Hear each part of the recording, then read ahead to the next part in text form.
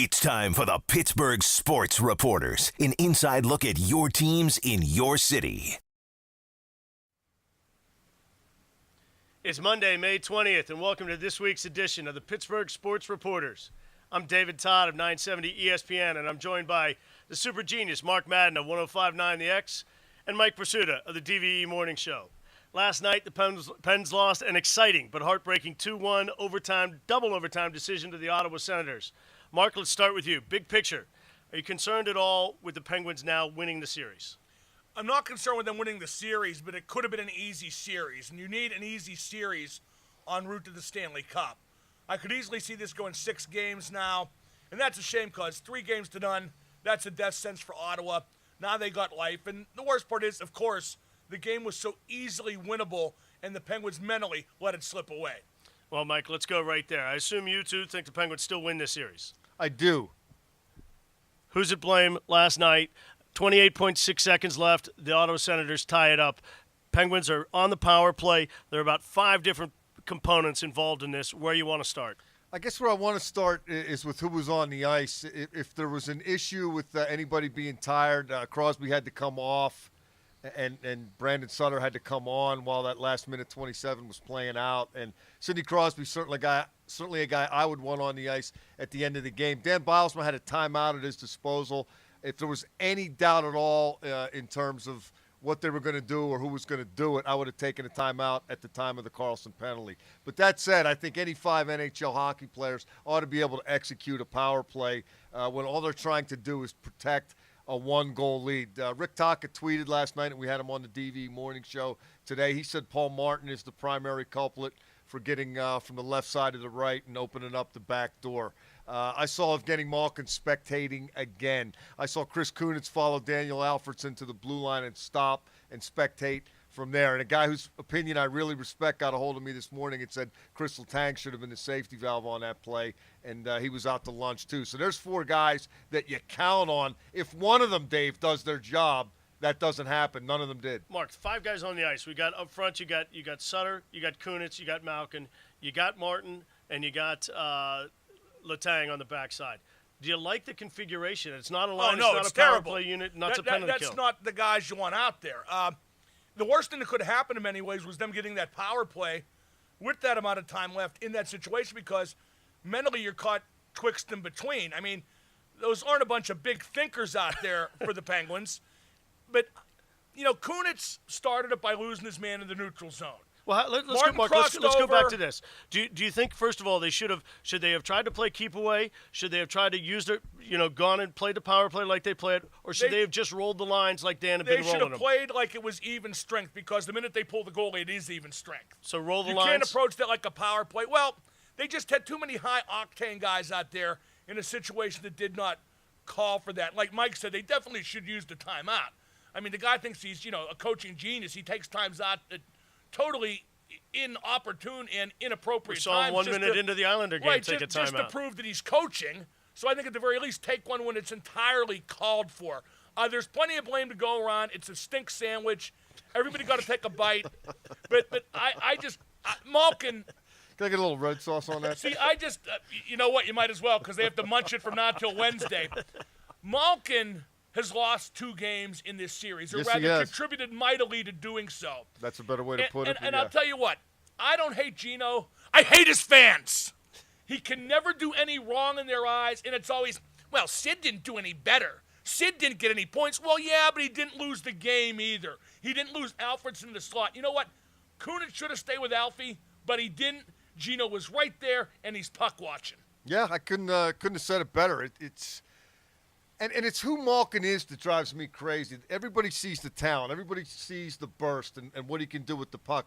I thought last night he was playing a tremendously responsible game, coming back deep into the defensive end, making simple plays, chipping it out. Blocking the shot in the end of the first period and getting a breakaway. Did everything right up until the time that the game is to be decided. And if you're paying a guy almost $9 million, if the guy is the MVP of the league, shouldn't he be trustable with a minute left and you got one more guy than they do? Absolutely. If we both know this, Mark, we all agree he shouldn't be on the ice in that situation, right? But what does He's that not tell a responsible you? defensive What does forward. that tell you about him, really? You know what? For $9 million, he should be on the ice in that situation. No doubt about that. Do you think Dan should put him out there? Well, no. He should not have been out there, but that doesn't excuse him from doing Hockey 101, covering a man in the slot and having your head on a swivel. And Geno Nation says, well, you never blame Sid when he loses a game. Well, I will when he loses a game. But I don't readily recall that having happened. Do you? No, not to the degree that Malkin has contributed. You're talking about Game 4 against the Islanders? Yes, absolutely. The turnover. And last night, And again, Kunitz was part of the problem. The defensemen were part of the problem. Dan was part of the problem. But Geno was right there. And like Mario Lemieux often said, if you make the most money, you have to make the most plays. Yeah, and the lack of sense and perception of, in football they call it down and distance, okay? There's a minute left. You're a goal up. You have one more guy than they do. Somebody should have tackled Alfredson. I mean, oh, my God, he's breaking to the net. Do what you got to do to stop him. Mike, take 2 penalties. Mike, let's go there because the game Friday night, the Penguins played the first period, maybe the best period they played in the playoffs. Sid was brilliant, but Geno takes a bad penalty there. They only go in up 2-1. We talked about, you wrote about it and tweeted about it, how in the third period, the last 15 minutes of that game, they finally played good hockey with a lead. They salted that game away Friday night. Good playoff hockey. Yeah. That's right. First time they did it. And so last night, we see them do it more or less for 20 minutes. But what I don't really understand is if you watch the scrambles from the third period on, when the puck got down low, the Senators had 5 guys between that triangle from the crease to the top of the slot.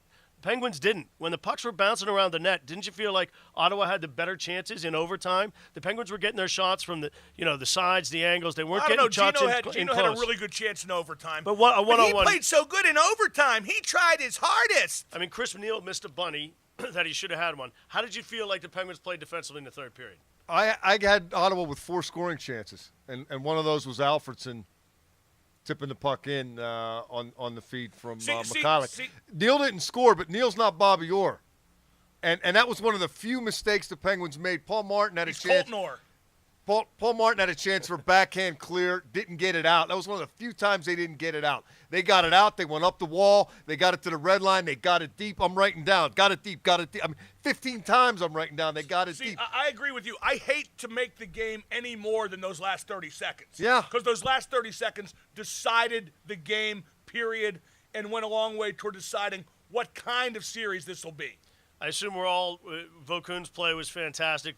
I had advocated Fleury to open the series, but there's no way you change goalies here. Vokun's the number 1 goalie now. Yeah, I think it's his net. Yeah, it's his net till he has a stinker. I mean, he's got to really suck it up. Now, if they lose Game 4 and he looks bad doing it, now you can maybe start thinking again, all right, do you rally around the franchise goaltender, tied at 2-2? You were 2-2 in the last series. You made that change. It kind of picked things up. I can't do that. Do you do that again? Well, what if he gets lit up?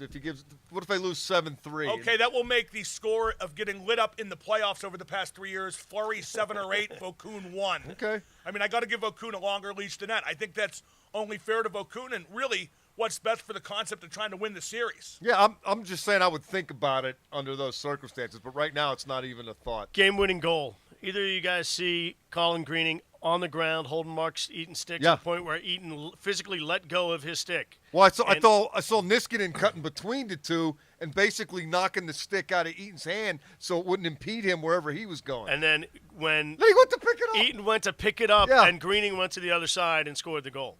I don't know if you call holding the stick there or whatever, but it was kind of a right. So it was a misplay there. He was on the ice because he got tripped by Niskanen.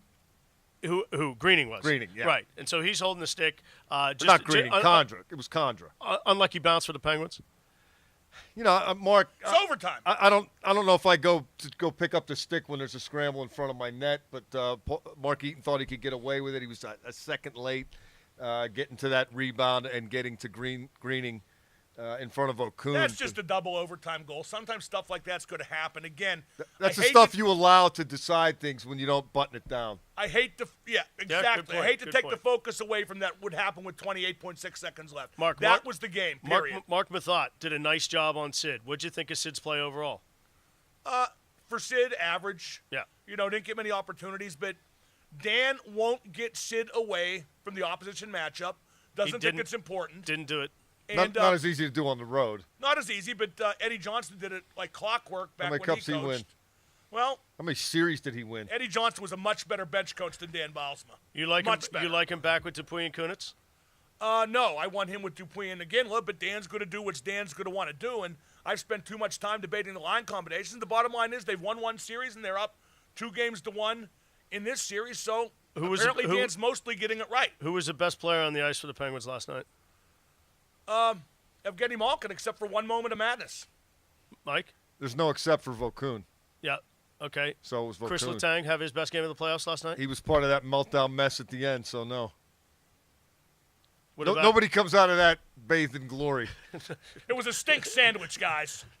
Without the red hot sauce. No question about that. Okay, where do we go from here? We are talking about the fringes of the lineups. They made 2 changes last night. Vitale and Englund sit.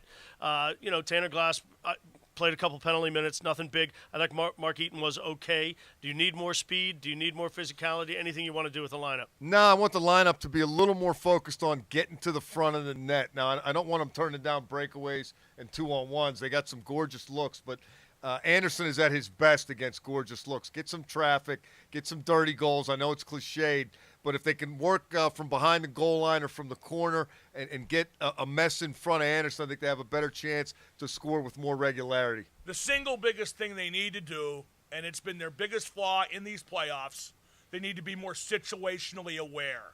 They need to play score and situation, and last night was a microcosm that they just really have no interest in that they want to go out there and play like they're going to play. And part of the problem with this team is nobody's ever expected to enjoy an unpleasant moment. I guarantee the things that should have been said in that locker room last night, and you don't want to panic either, but maybe you want to talk to a couple guys behind closed doors and say, look, you blew that one, but that just doesn't happen. Yeah, the only way the Senators win this series is Craig Anderson continues to play like that every game. Mark, the Penguins power play, the vaunted Penguins power play. He does that, though, He does. He can. He's certainly capable. That's why we talk about it. And that's the problem. That's why being up 3-0, he could have turned into Ken Dryden and dipped in Jacques Plante, and it wouldn't have mattered down 3-0. Mark, 0 for 6 last night, 5 on 3, didn't really generate a lot of good chances.